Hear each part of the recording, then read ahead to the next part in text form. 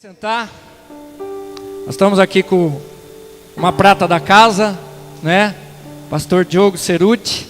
Talvez o pessoal viu ele lá na foto, lá né, que a gente fez aquela retrospectiva, né? Dos que hoje são pastores e que passaram pela igreja aqui. Pastor Diogo é um amigo, um irmão em Cristo. A gente conversa sobre várias coisas, principalmente na SAT, por telefone. E ele, hoje, das 2 pregações que ele me deve, ele vai pagar uma. Das 2 pregações que ele me deve, ele vai pagar uma. E aí ele falou, vou na SAT, eu vou pagar aquela pregação que eu estou devendo para você. O que você quer que eu pregue? Aí estava eu e o Mário, né? Aí eu falei assim, cara, você vai, é problema seu com Deus. Você vai pregar aquilo que Deus mandar no seu coração. O Mário até deu risada lá, né? Falei assim, você se vira com Deus, você ora, jejua e coloca aquilo que Deus está aí no seu coração. É a mesma coisa que eu falei para o Laércio, né, no dia que ele foi pregar. E a palavra que a gente tem pregado ultimamente da igreja é aquilo que Deus tem confirmado. As séries de pregações que eu tenho pregado, aquilo que o Laércio pregou foi a mesma que a Natane praticamente pregou de manhã lá, né? Hoje eu vi mais ou menos ali o que o pastor, pelo boletim, que o pastor Diogo vai pregar, e eu vejo que Deus está mantendo, né, o cerne, a linha de mensagens aí. Então, meu querido, Deus te abençoe. Vamos orar por você agora, pedir a bênção de Deus sobre a sua vida, e Deus te usa em nome de Jesus. Senhor, aqui está o pastor Diogo, que estará trazendo a palavra do Senhor nessa noite. Usa ele como um instrumento nas tuas mãos, e que o Senhor tire todo o preconceito dos corações das pessoas que aqui estão, que elas possam, ó Deus, em nome de Jesus, sentir o toque do teu Espírito Santo, porque eu creio que se todos nós estamos aqui, é porque essa mensagem é para todos nós ouvirmos e aplicarmos em nossas vidas. Fala através do teu servo, que ele não fale aquilo que ele quer falar, aquilo que ele pensa em falar, aquilo que ele queria falar, que ele fale aquilo que o Senhor quer falar, em nome do Pai, do Filho e do Espírito Santo, amém. Tem uma aguinha que a Elzi deixou ali para você. Amém. Boa noite, irmãos, a paz do Senhor a todos, amém? É uma grande alegria estar com vocês nessa noite, rever alguns rostinhos assim, um pouquinho, alguns anos depois, né? Perceber que a gente também está ficando velho, quando eu percebo, por exemplo, que a Natália era um bebezinho assim, ó, e agora está essa moça, né? Ver alguns rostos novos, isso é lindo na igreja, né? Mas especialmente rever aqueles rostos que fazia alguns anos que nós não víamos. É impossível para nós entrarmos nessa igreja e não ter assim um transbordar de lembranças, né? São muitas lembranças. Eu cheguei aqui em 98, fui seminarista desta igreja, aqui eu me batizei, aqui eu me casei, fui meus primeiros anos de ministério, os irmãos aguentaram a minha pouca paciência e inexperiência dos primeiros anos do meu ministério, e aqui nós estamos alguns anos depois, indo para quase 15 anos agora de ministério, e tivemos a oportunidade junto com a pastora Elise começar a igreja do Belo Horizonte. Depois passei 5 anos na Central em Maringá, e também tenho amigos, irmãos de lá hoje aqui nessa noite, né? Porque a família da fé e a igreja é isso, irmãos. Ela transcende as paredes, né? Lembro das noites de luau, da bagunça lá na sua casa, né? Seus pais aguentavam a gente às vezes até de noite lá com o pessoal do aeroporto. É muito especial estar aqui, irmãos. E eu queria falar hoje sobre este tema. Eu não sei se o pessoal do telão está aí comigo. Obrigado. Quando a igreja faz mal. Ser pastor, gente, é uma saia justa. Não sei se você já parou para pensar nisso. Se o pastor vai muito na casa de alguém, é inconveniente. Se ele não vai, parece desleixo. Se o pastor prega uma mensagem que não tem nada a ver, parece assim que ele está fora da casinha. Mas se ele prega uma mensagem que está muito dentro dos problemas da igreja, fala, nossa, o pastor está mandando recado. É claro que o pastor vai mandar recado, gente. Afinal de contas, a mensagem é para você. Ele não vai pregar uma coisa que não tem nada a ver com o que você está vivendo. Então, Esse é o papel do pastor, é trazer uma palavra profética. E a palavra profética, às vezes, ela traz mexe com a gente, né? A palavra de Deus tem essa função. Às vezes ela mexe com a gente, deixa a gente desconfortável, mas ela tem um propósito de nos fazer crescer, né? Mas ela é sempre uma palavra agradável, ela é sempre uma palavra que constrói. E hoje eu queria falar sobre este assunto, quando a igreja faz mal. Eu não sei se os irmãos sabem disso, mas eu conheci Jesus em 97 e a igreja em 98. Eu conheci Jesus primeiro e a igreja depois.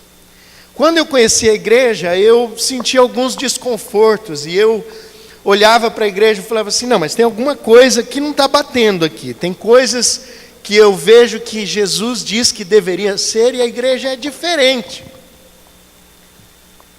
E eu confesso, irmãos, que ao longo da minha história, e com certeza você vai concordar comigo, eu vi a igreja fazer mal para algumas pessoas.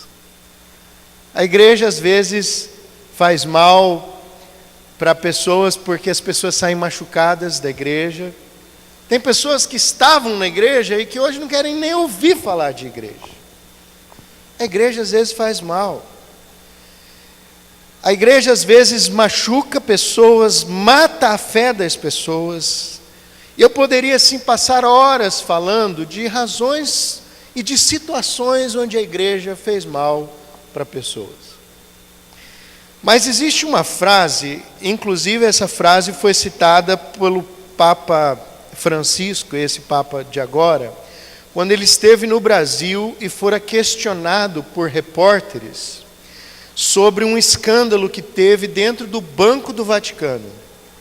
E eles perguntaram para ele, o que o senhor tem a dizer sobre isso? E ele disse essa frase aqui, faz muito mais barulho uma árvore que cai do que uma floresta inteira que cresce. A igreja às vezes faz mal, irmãos, porque nós somos humanos, nós somos falhos. Às vezes, mesmo querendo acertar, a gente machuca. Que é prova disso dentro da sua casa, dentro da sua família. Você não acorda de manhã falando assim, hoje eu vou machucar as pessoas que eu amo. Não. Mas às vezes, nós machucamos mesmo sem querer. Só que, o que é curioso é que quando a gente olha para essa frase, que a igreja faz mal, nós tendemos a pensar sempre em terceira pessoa. Nós tendemos a pensar no outro. Nós lembramos de uma ofensa, de um erro que alguém fez, de uma situação que aconteceu. Só que eu gostaria de olhar hoje de um prisma um pouquinho diferente. Eu queria olhar com vocês quais são atitudes nossas que fazem a igreja fazer mal, às vezes a nós mesmos e às vezes a outras pessoas. Afinal de contas, a igreja somos nós mesmos. Então eu queria olhar alguns textos com os irmãos, e eu queria mais uma vez pedir a você que feche seus olhos, bem rapidamente, vamos fazer mais uma oração. Peço ao Senhor para falar o seu coração. Querido Pai, muito, muito obrigado por esta noite. Essa noite é uma oportunidade incrível que nós temos, mais uma vez, de abrir a Tua Palavra. Não porque o pastor Diogo está aqui, Senhor, não porque, apesar desse momento lindo de reencontro, de memórias, mas, ó Deus, a Tua Palavra é, ó Deus, o encontro. Ela é o elo de encontro do Teu povo contigo, Senhor. E não importa, ó Deus, quem nós somos lá fora, o nosso status, não importa, importa que diante dos Teus olhos nós somos uma só pessoa. Nós somos aquele que o Senhor amou e que o Senhor continua amando, Jesus. E é por isso que o Senhor quer nos ensinar a ser aquilo que custou o sangue do Senhor, a Tua igreja, em nome de Jesus. Amém. Irmãos, em primeiro lugar, a igreja faz mal quando eu só a procuro não estando bem. Há pessoas que só procuram Deus, que só procuram a igreja, quando as coisas degringolam na sua vida, quando as coisas desandam. Quando elas perdem o emprego, quando elas ficam doentes, quando enfrentam crises financeiras, quando elas têm problemas na família ou algum conflito amoroso. Eu não quero condenar você se hoje você está vivendo um desses momentos, e se eu e você que já estamos na igreja há um pouco mais de tempo, formos bem honestos, nós vamos reconhecer que muito possivelmente nós viemos parar na igreja em algum momento de crise. Deus usa momentos de crise e às vezes para nos acordar, para nos atrair a Ele.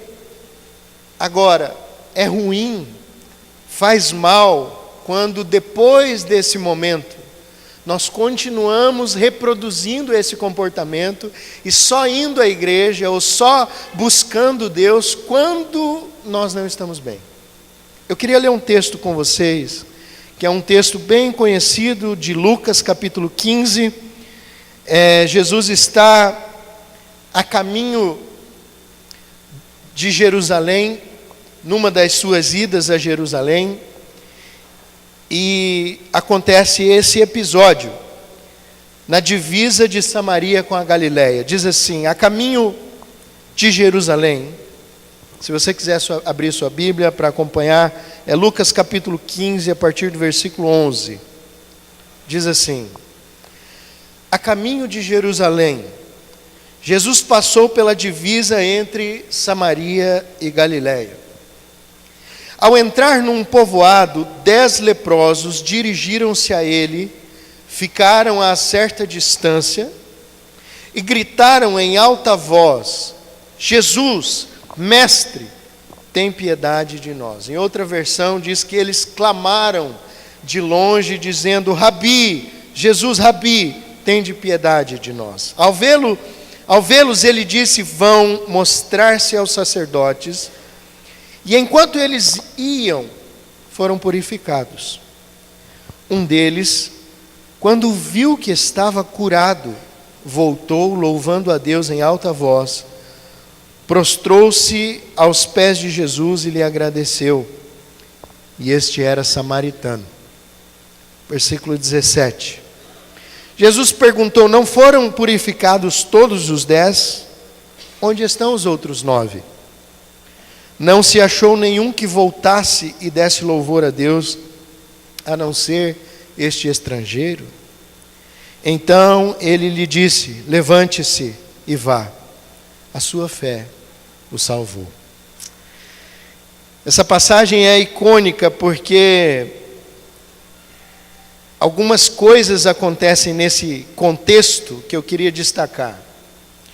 Se você olhar com um pouquinho mais de atenção para o texto, você vai descobrir que aqueles 10 homens leprosos tinham plena consciência de todos os requisitos religiosos da época.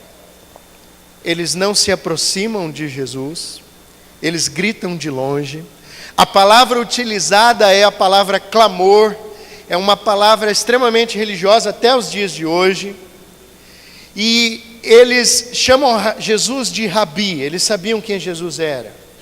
Então eles tinham o linguajar religioso da época, eles sabiam como se portar, eles sabiam que um leproso não podia se aproximar de alguém são, e muito menos de um rabi, de um mestre da lei.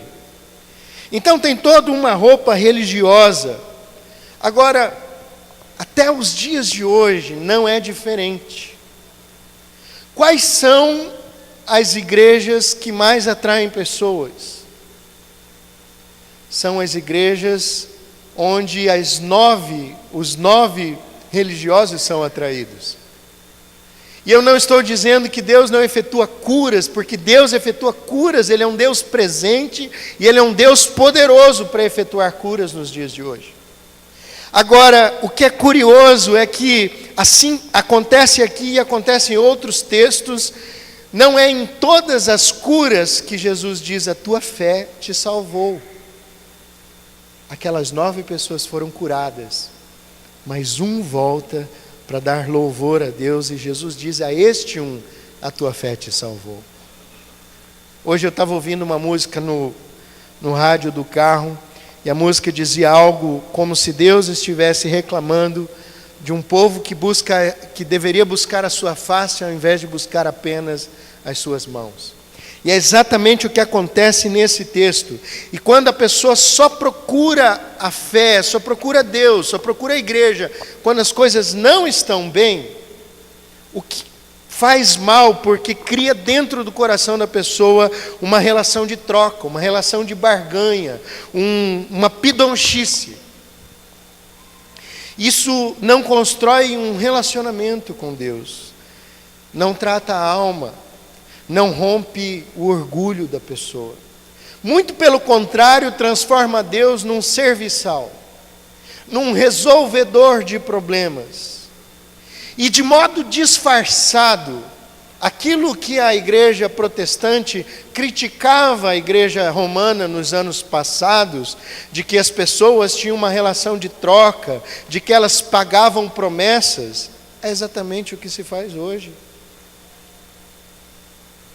O que está em risco aqui, e eu queria chamar a sua atenção, é se eu e você vemos a igreja mais como uma clínica ou mais como um hospital. No hospital, você vai para receber tratamento quando você tem um problema. Depois quando você vai lá na UPA e você tem um problema um pouquinho mais grave, você é encaminhado para o hospital para receber tratamento. Na clínica, você vai para receber tratamento preventivo. O problema é que quando nós vemos a igreja, quando as coisas só não estão bem, quando nós procuramos Deus só quando as coisas não estão bem, a igreja se torna um hospital. E o problema é que as pessoas são tratadas e elas saem para a vida, se machucam todas de novo, elas adquirem diversas doenças, e elas voltam e são tratadas, e elas vão de novo, e assim elas vivem nesse vai e vem, às vezes a vida toda. Agora, se a gente enxergar a igreja como uma clínica, a gente passa a receber tratamento constante. A Bíblia diz que o coração do homem, irmãos, tem uma doença que é incurável. Agora, eu não sou especialista na área, mas quando você tem uma doença que é incurável, você sabe o que a gente faz? A gente recebe tratamento para que essa doença incurável não se torne insuportável ou às vezes leve à morte. E é isso que a fé é. A fé, a igreja, a palavra de Deus, a comunhão dos irmãos, é o tratamento da alma, irmãos. Nós precisamos disso. Eu sou apaixonado por plantação de igreja. Eu me formei no seminário, eu tinha 21 anos, os irmãos conhecem minha história. Eu fui plantar a igreja do Belo Horizonte. E nesse processo de plantação de igreja, um dia alguém me perguntou: mas é muito difícil plantar igreja. Eu falei: não é difícil, é impossível. Plantar uma igreja é um milagre, depende de muitos fatores. Mas, ao mesmo tempo, a igreja é a consequência natural da fé. Você quer ver o que eu estou falando? Olha para as palavras de Jesus. Eu desafio você, vai olhar no Novo Testamento e eu te pergunto: será que você vai encontrar pelo menos uma vez Jesus ensinando os seus discípulos como plantar uma igreja? Não.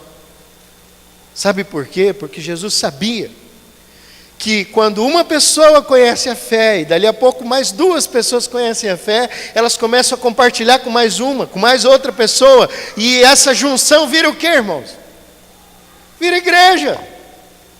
A igreja é o produto natural da fé. Nós fomos criados com uma necessidade de se relacionar, e a gente pode fugir, a gente pode não gostar, porque a gente tem problema. Às vezes eu falo uma coisa atravessado para eu não cumprimento, naquele dia eu não estou legal, e isso machuca. Mas tentar fugir disso é fugir de quem nós somos, é impossível. Jesus pergunta em Lucas 15, versículo 18: não se achou nenhum que voltasse e desse louvor a Deus, a não ser este estrangeiro? Então ele lhe disse: levanta-se e vá, a sua fé o salvou. Você sabe o que é um tapa na cara da religiosidade nesse texto? É que aquele único que volta era um samaritano, considerado pelos judeus, pelos religiosos da época, alguém menos digno, alguém improvável. Portanto, irmãos, nós precisamos tomar muito cuidado. Porque como igreja, muitas vezes nós amamos seletivamente, nós julgamos apressadamente, e a Bíblia diz que Deus não vê como vê o homem vê o exterior, Deus vê o coração, o interior. Segundo lugar, irmãos, a igreja faz mal quando eu só a procuro estando bem. Se faz mal procurar ela só quando eu não estou bem, faz mal procurar ela só quando tudo está bem. É importante nós entendermos que os dois extremos fazem mal, porque um só remedia e não trata, e agora veja o que acontece quando nós procuramos Deus só quando tudo está bem. Lucas, capítulo 18, um pouquinho para frente de Lucas 15, se você está com a sua Bíblia aberta, nós vamos encontrar um outro texto. E eu queria desafiar você, quando você estiver lendo os evangelhos, tenta descobrir qual é o veio do rio, qual é o propósito da escrita daquele evangelho. Você vai descobrir que Lucas tem uma abordagem única no evangelho de Lucas. Lucas tenta mostrar detalhes, porque ele era um historiador meticuloso, que os outros evangelistas não se preocuparam em mostrar. Assim como você vai ver argumentos mais racionais em João, assim como você vai encontrar uma leitura mais prática em Marcos, e um evangelho bem estruturadinho em Mateus, que dá um exemplo muito claro do que significa ser discípulo. Agora, Lucas 18 conta a história de um outro encontro de Jesus. Diz assim: certo homem importante lhe perguntou: bom mestre, que farei para herdar a vida eterna? Porque você me chama bom, respondeu Jesus, não há ninguém que seja bom a não ser somente Deus. E a palavra aqui, eu queria chamar a sua atenção, quando ele diz o que farei para herdar a vida eterna. Numa outra versão diz assim: o que eu farei para obter a vida eterna.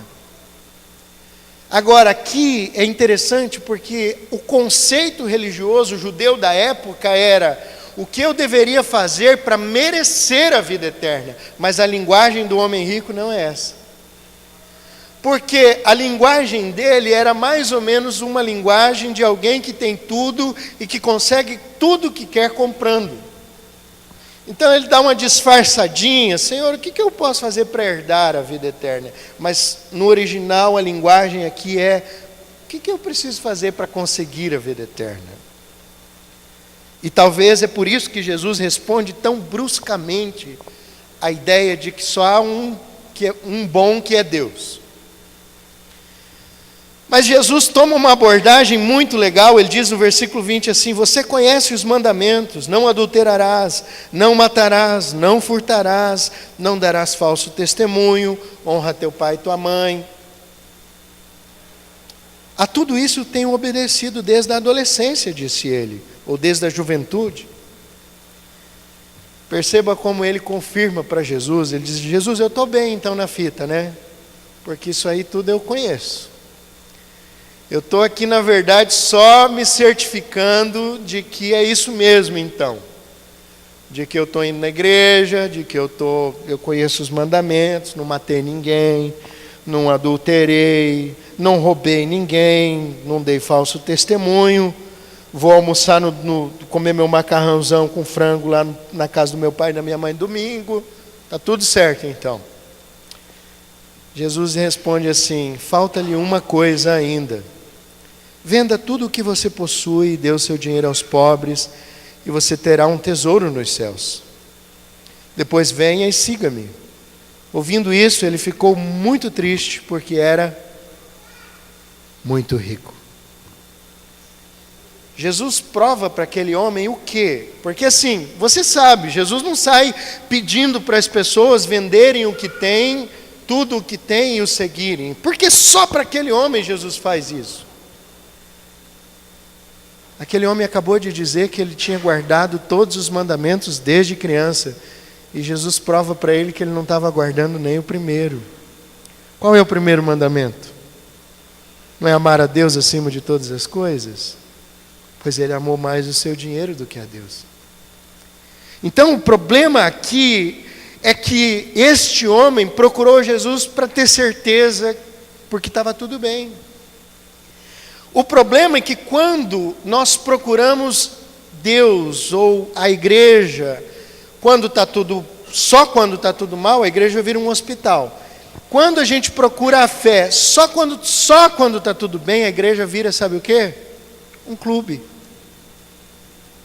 Porque a gente só vai no clube quando está tudo bem. Quando não está legal, você não vai no clube, você vai em outro lugar. E a igreja, ao invés de clube, ela é um corpo.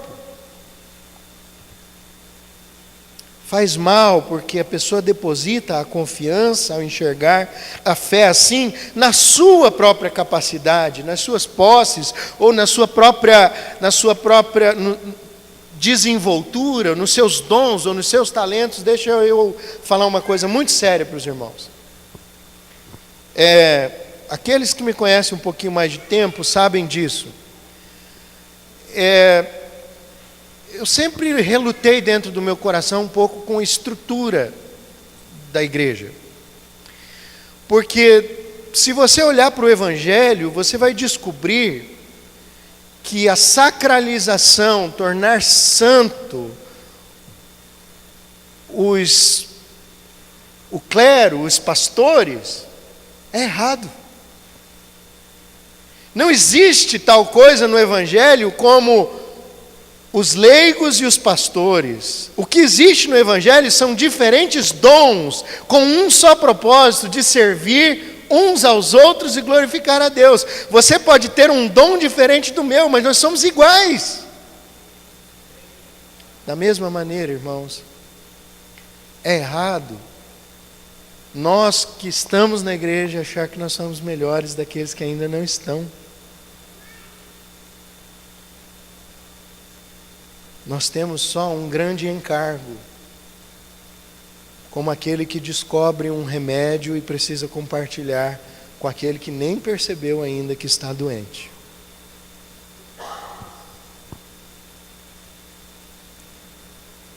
Olha o que diz Isaías 64, versículos 6 e 7. Ele diz assim: somos como o impuro, todos nós. Olha só, ele não fala assim, todos aqueles que estão fora da igreja. Não, ele diz, todos nós.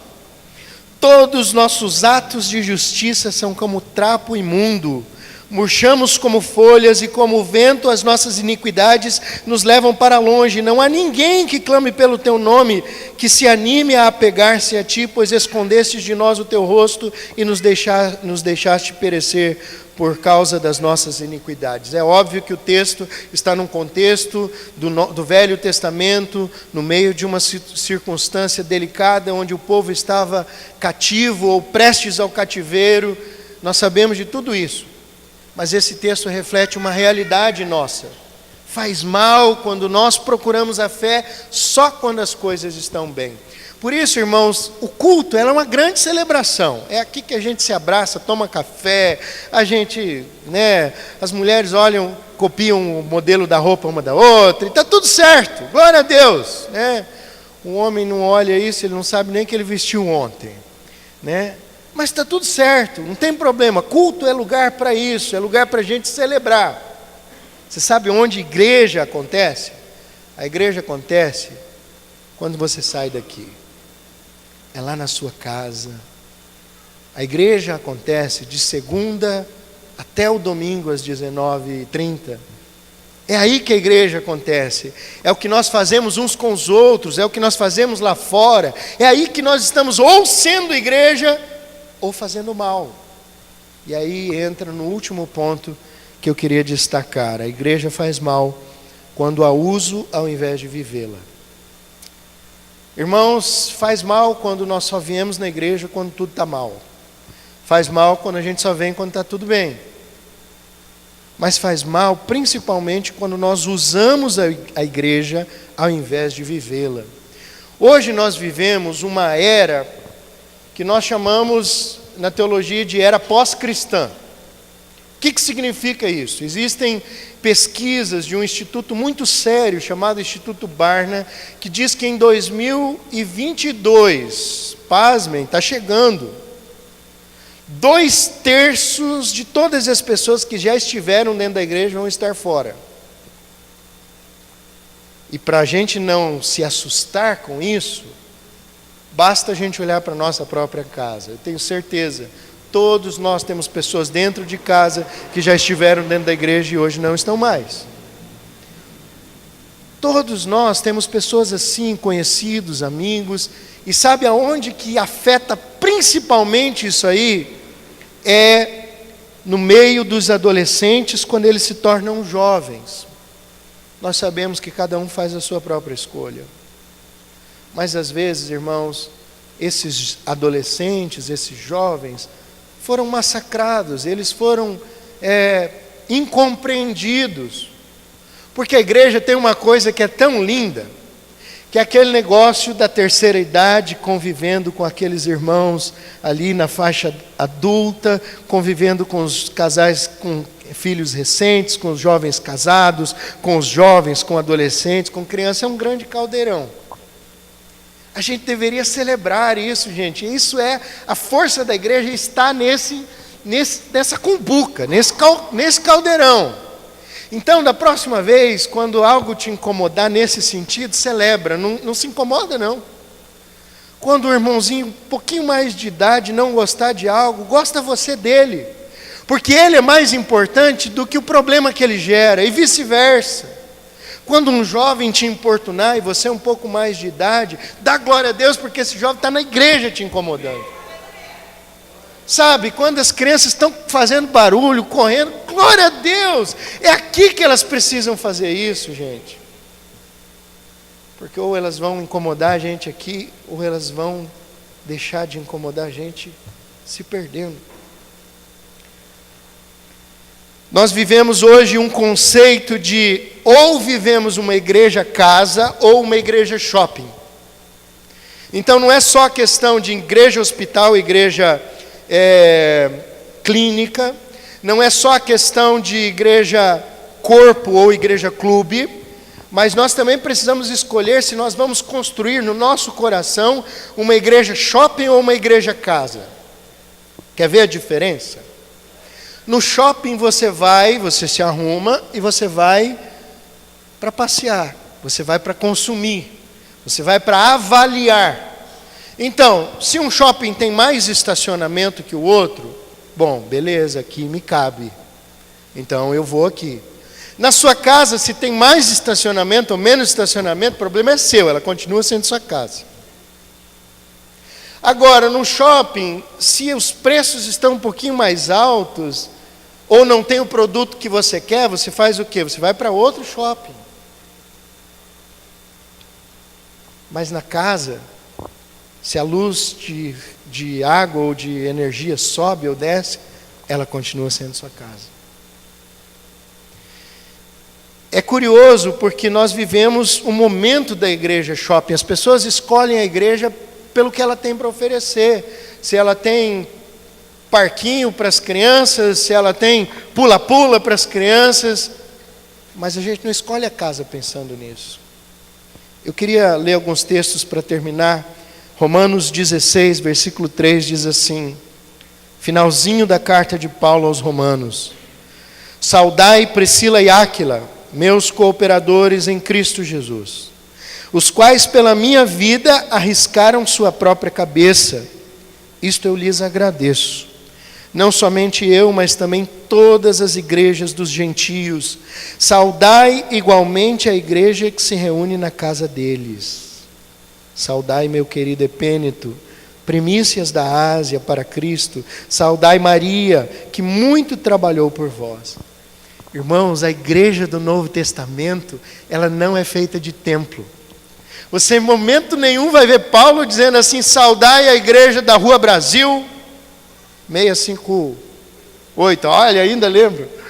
Saudai a igreja da Avenida JK. Não, saudai a igreja que está na casa da Priscila e do Áquila. Eu vi no boletim que vocês estão tendo agora os grupos, né, os cultos nas casas e tal. Gente, caprichem nisso, deem valor a isso, cara. Dividir a vida, compartilhar, orar um pelo outro. A experiência mais especial que eu e a Bia tivemos em Goiânia não foi na igreja, foi na nossa casa. Foi onde a gente pode chorar junto com as pessoas, se alegrar junto com as pessoas. Onde a gente pôde ter uma menina e um rapaz que chegaram lá ateus, se converteram, e esse menino se batizou no domingo. Na segunda-feira seguinte ele descobre um tumor no cérebro. Exatamente 4 meses depois, aquela menina com uma criancinha de 2 anos estava enterrando o seu marido. E ela é nossa irmã em Cristo, ela come lá em casa, a gente na casa dela, a gente toma cafezinho junto. Isso é ser igreja, é mais do que se encontrar no domingo, irmãos. Mas para isso a gente tem que se abrir para isso. Quando é que a gente usa a igreja ao invés de vivê-la? Quando nós usamos a igreja para justificar as nossas falhas ou para acusar as falhas dos outros. Sabe? Isso não está dando certo por causa do fulano, por causa do ciclano. Irmãos, todos nós temos problemas. Existem pessoas que usam a igreja que não estão aqui também. Eles usam a igreja para avaliar ela de longe. Fala, não, a igreja é tudo igual, eu não vou. Essa pessoa também está usando a igreja. Ela está usando a igreja para justificar o seu não comprometimento, não querer sair da zona de conforto. Ela também está usando a igreja, ela é exatamente igual àqueles que ela está julgando dentro da igreja. E quando nós julgamos de dentro da igreja, nós estamos sendo exatamente iguais àqueles que nós julgamos do lado de fora. Nós usamos a igreja quando nós usamos ela como a bandeira de uma religião. Irmãos, nós não estamos mais vivendo na época de Atos, desculpa. Sabe aquele sonho de viver uma igreja de Atos, que compartilha tudo? Já era. Nós estamos vivendo no meio de um mundo que muito mais parece o Coliseu do que Atos. Entendeu? Esses dias eu estou dirigindo em Londrina, subindo uma dessas ruas aqui, a penúltima vez que eu estive aqui, e sem pudor nenhum, eu vi uma menina subindo a calçada, os shorts dela estavam por aqui. E é normal. Eu estava ontem no shopping, no Royal, eu vi a mesma cena. É onde nós estamos inseridos. Aí o que a gente vai fazer? Meu Deus, eu não vou olhar para essa menina. Aí eu te pergunto, e se eu tivesse parado para conversar com essa menina? São essas as pessoas que a gente precisa amar? Ou nós vamos ficar fechadinho, escandalizados, amando-os de dentro e esquecendo quem nós somos de fato chamados para amar? Nós estamos usando a igreja ao invés de vivê-la. Jesus usou a primeira vez a palavra igreja, não num contexto de estrutura, mas num contexto de relacionamento. Ele diz assim, Mateus 16, 18: Pois também eu te digo que tu és Pedro, e sobre esta pedra edificarei a minha igreja, e as portas do inferno não prevalecerão contra ela. As palavras aqui são duas. A palavra Pedro, a palavra é pedregulho, é rocha. A ideia é de uma pedra pequena. E quando ele diz sobre esta pedra, ele está falando de uma grande rocha. E isso faz pensar o seguinte: a igreja, ela tem 2 ambientes. Ela tem um ambiente da estrutura dela, que é divino, é Jesus. E ela tem as paredes, irmãos, feita de um monte de pedrinha, eu e você. Pedro confirma isso. Nós somos as pedras que Jesus está usando para construir as paredes. O problema é que essas pedras são defeituosas, irmãos. Essas pedras não deixam o negócio ficar no prumo. Essas pedras são cheias de canto. E adivinha só, se eu estou perto de outra pedra, é exatamente nessa outra pedra que eu estou perto que eu vou encostar. Eu vou ferir a pessoa que eu estou mais perto dela e você, a pessoa que estiver mais perto de você. Não tem como fugir disso. Às vezes a igreja machuca pessoas, irmãos. Nós somos falhos.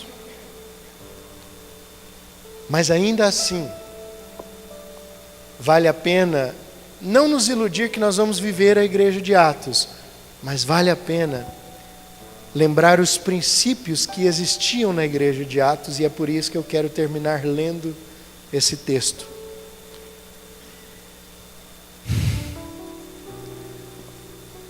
Quando Deus me chamou para o ministério, irmãos, eu disse para Deus numa oração um dia, eu falei: Deus, ou me usa para a tua igreja ou me mata, não tem outro propósito de viver. Mas eu falei para Deus, mas eu queria ainda viver uma coisa antes de morrer. Eu queria viver uma igreja assim. E eu ainda não vivi, irmãos, mas eu ainda quero viver. Eu queria desafiar você a sonhar com isso. Sabe, copia esse texto, cola na tua geladeira, no teu consultório, no teu carro, no teu escritório, onde você trabalha. Mas pega nesse texto os verbos e olha para a sua vida. Olha o que diz aqui: todos os dias. Não era no domingo. Todos os dias eles continuavam reunir-se no pátio do templo. Partiam o pão em suas casas.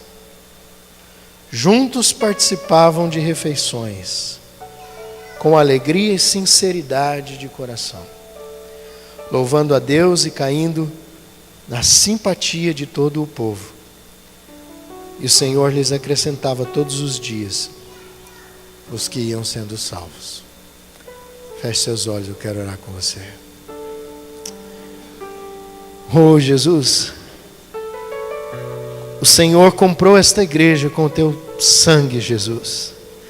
Cada pessoa que está aqui custou tão caro, mas tão caro, que nós não somos capazes de dimensionar o preço. Senhor, a tua igreja ela é maior do que qualquer problema, ela é maior do que uma dificuldade, do que um escândalo, ela é maior do que um nome, ela é maior do que um pastor, ela é maior, ó Deus, do que um irmão, do que uma família, ela é maior porque ela custou o teu sangue, Jesus. E é a este sangue que nós devemos, a nossa vida precisa ser entregue ao Senhor. Não só quando nós não estamos bem, não só quando nós estamos bem, não para usá-la, porque ela não pertence a nós, mas para ser esta igreja, para vivê-la de segunda a sábado, no domingo, nas nossas casas, com os nossos vizinhos, com as pessoas com quem nós nos relacionamos no nosso trabalho. É ali, Senhor, que nós somos chamados a ser igreja. E quando nós viemos para congregar aqui no domingo, então nós vamos celebrar isso que nós vivemos no domingo. Se nós não vivermos isso no meio da semana, não existe pastor na face dessa terra que é capaz de fazer uma igreja celebrar. Por isso, Senhor, é o teu Espírito Santo que faz isso nas nossas vidas. E eu clamo ao Senhor, Jesus, derrama do teu Espírito Santo. Traz, ó Deus, um renovar do teu Espírito Santo na vida de cada um de nós aqui, para sermos a tua igreja, em nome de Jesus. Amém, Senhor. Amém. Pastor Ricardo. Deus abençoe, irmãos.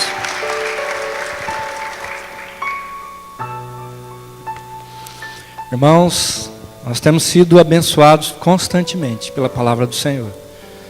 Quem tem ouvidos para ouvir, ouça, porque Deus está falando com essa igreja, irmãos. Faz alguns meses que as pregações que estão sendo ditas, estão faladas, estão mexendo com as estruturas, estão mexendo com a gente. Não vamos endurecer nosso coração, não. Vamos ser sensíveis à palavra de Deus, aquilo que a palavra de Deus tem falado. Deus tem usado pessoas diferentes. Hoje de manhã, Deus parabéns para a pastora Elise. Falei: pastora, que palavra abençoada, pastora Elise. Fui tão edificado pela tua palavra hoje de manhã. Foi uma bênção na minha vida, viu, irmã? Quero louvar a Deus pela palavra que a senhora pregou hoje, né? Palavra de coragem, palavra de estímulo da gente tomar nosso papel em relação a essa nação e tudo que está acontecendo. Fui muito edificado pela palavra da irmã. E agora à noite temos aqui, né, o pastor Diogo falando esse recado de Deus maravilhoso para a gente. Deus está falando, irmãos. E aí, nós vamos só ouvir? Nós vamos só entrar no ouvido, sair para o outro, ou nós vamos tomar uma atitude de mudança? Na forma de agir, na forma de pensar. Porque a igreja, ela faz mal nesses 3 pontos que o pastor pregou. Mas todos nós sabemos que ela faz mal por causa dessas formas de encarar a igreja, né, pastor? Muito boa palavra, Deus abençoe você. Nós vamos ter uma semana para conversar bastante lá na SAT, né? E que Deus abençoe você, meu irmão. Guarda essa palavra no teu coração. Igreja, nós estamos aqui para servir, não para ser servido. E aqui é um lugar de cura, não para as pessoas saírem machucadas. Amém?